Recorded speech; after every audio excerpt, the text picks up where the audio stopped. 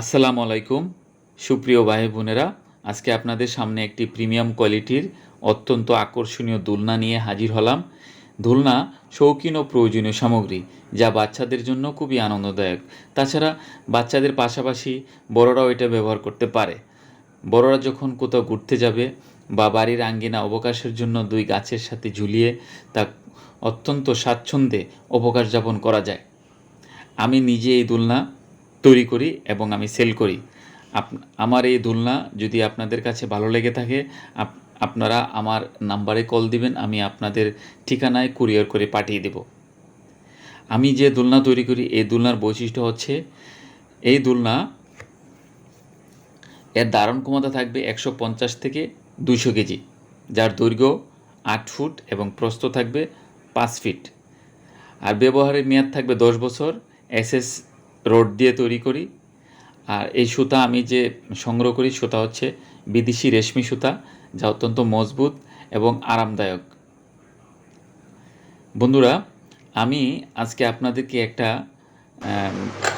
গোপন টিপস বা গোপন রহস্য উন্মোচন করব।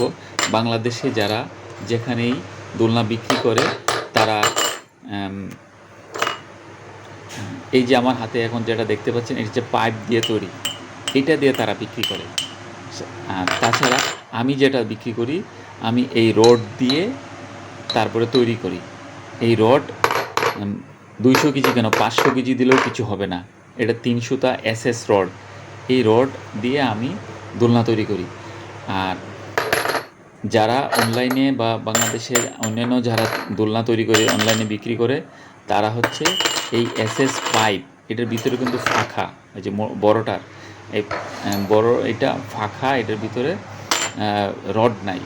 এটা বেশি দিন টিকবে না, বেশি লোড নেবে না। সেই জন্য আমার দোলনা আমি মনে করি খুবই মজবুত এবং শক্ত হবে। আপনারা আমার কাছ থেকে নিতে পারেন।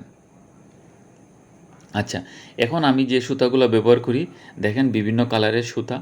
দেখেন এই সুতাটা আমি, এই যে সোনালি কালারের যে সুতাটা, ভিতরেও একটা সুতা আছে, বাহিরেও সুতা, খুবই মজবুত। এটা অনেক দিন ব্যবহার করা যাবে, এই সুতা অনেক দিন ব্যবহার করা যাবে, কিচ্ছু হবে না। এবং শোয়ার পরে পিঠে ব্যথা হবে না। তারপরে হচ্ছে দেখতেও সুন্দর লাগবে। এই দেখেন নীল কালারের সুতা, এটার মাঝখানেও দেখেন আরেকটা মোটা সুতা আছে। বাইরে তো একটা গোল একটা ফিতা আছে, তার ভিতরে আবার আরেকটা সুতা।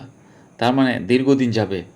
আপনারা যে রঙের সুতা আপনারা আমার কাছে ডিমান্ড করবেন, সেই রঙের সুতা দিয়ে আপনাদেরকে আমি তৈরি করে দিব এবং অত্যন্ত সুন্দর এবং আকর্ষণীয় হবে। এই যে দেখুন, এই কালার সুতাটাও সেম। সবগুলা সুতাই বাংলাদেশে কোথাও কোথাও যে সুতা পাওয়া যায়, তার ভিতরে বাহিরে প্লাস্টিক বা লাইলন, আর ভিতরে দেখা যায় যে কাপড়ের বা মানে কাপড়ের সুতা দিয়ে তৈরি করে। তো সেই জন্য ওগুলো আপনারা দেখে নেবেন, বেশ করে রিংটা দেখে নেবেন, রিংটা যেন পাইপ দিয়ে তৈরি না করে দেয়।